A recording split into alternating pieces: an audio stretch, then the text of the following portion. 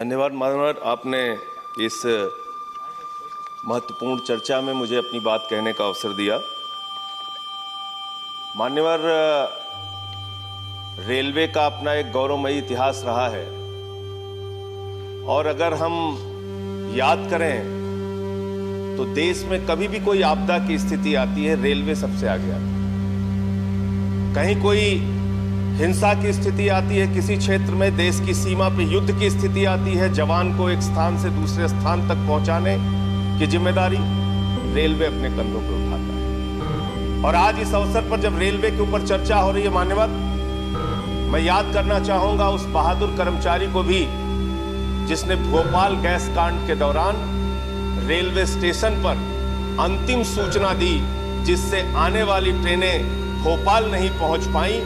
उसका जीवन चला गया लेकिन उसने लोगों की जान बचाई। रेलवे का इतिहास रहा है मान्यवर कि रेलवे ने देश की तरक्की में अपनी महत्वपूर्ण भूमिका निभाई है।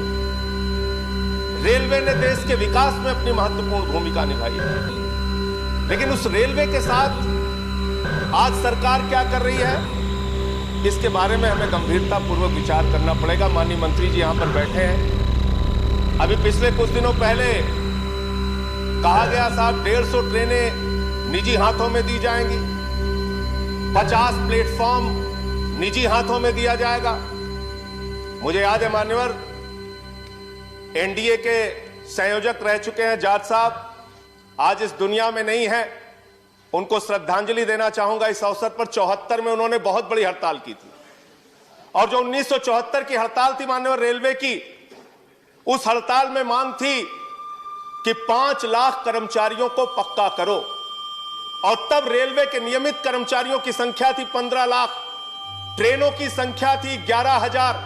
आज ट्रेन हो गई 22,000, कर्मचारियों की संख्या घट के हो गई 13 लाख। 74 से आज कर्मचारी हम नहीं बढ़ा पाए, रोजगार हम नहीं बढ़ा पाए। तकनीक हम बढ़ाने का दावा करते हैं लेकिन उस तकनीक से लोगों को रोजगार की वृद्धि कितनी हुई है हम नहीं बता पाए। निश्चित रूप से दुर्घटनाओं का जिक्र भी हुआ, उसमें कुछ कमी आई है, अच्छी बात है। लेकिन ये सब कुछ निजी हाथों में करने पर आमादा क्यों रहते हैं आप? सब कुछ बेचने के लिए तैयार क्यों रहती है सरकार?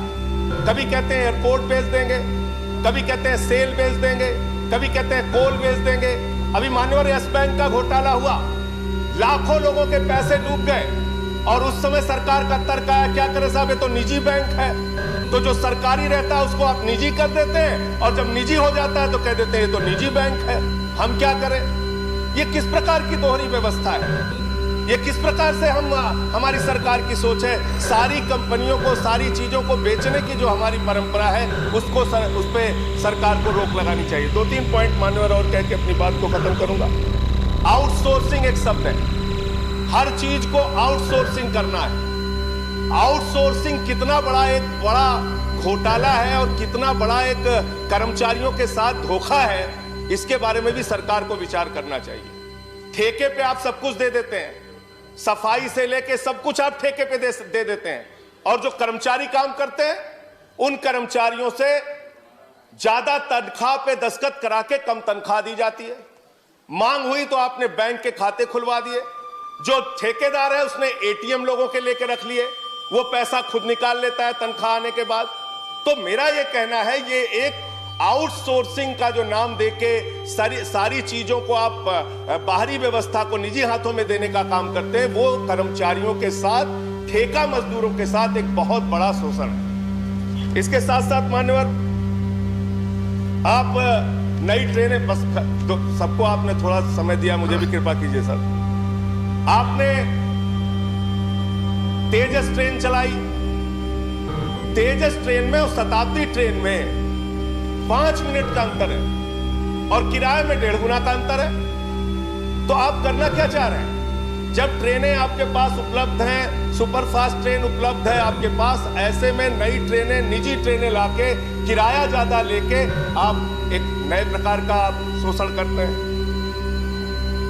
मैं मान्यवर आपके माध्यम से सिर्फ इतना कहना चाहूंगा कि रेलवे इस देश की जीवन रेखा है और रेलवे की आज जो दुर्दशा है उसके सबसे बड़ी कहानी अगर आपको जाननी है तो झांसी के अंदर पिछले साल हादसा हुआ था।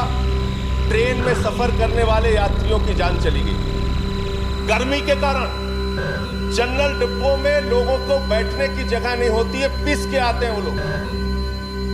मैं आपके माध्यम से सरकार से सिर्फ इतना निवेदन करना चाहता हूं, अपने कमाऊ पूत को बेचने का काम मत कीजिए। आपका अगर कोई लड़का मेधावी है, तेज है, अगर हाई स्कूल में अच्छा नंबर पाया, इंटर में थोड़ा कम नंबर पाया, बीए में थोड़ा अच्छा नंबर पाया, एमए में थोड़ा और कम पाया, तो उसको चौराहे पे आप खड़ा करके नीलाम मत कीजिए। उस व्यवस्था को ठीक करने का काम कीजिए। रेलवे के कर्मचारियों पर भरोसा कीजिए। रेलवे को आगे बढ़ाने के लिए रेलवे कर्मचारियों को साथ में लेके जो सेवा अब तक वो करते आए हैं इस देश की, वो करने का काम कीजिए। रेलवे को हर चीज को निजी हाथों में बेचने की जो आपकी सोच है, उस सोच पर रोक लगाइए। मैं सिर्फ यही कहना चाहता हूं कि अगर आपको ठंड लगी है तो घर का किवाड़ा निकाल के उसको आग में जला के तापने का काम मत कीजिए। ये इसी प्रकार की व्यवस्था और इसी प्रकार की कार्रवाई आपकी है जो सारे सरकारी विभागों को आप निजी करते जा रहे हैं। बहुत बहुत धन्यवाद।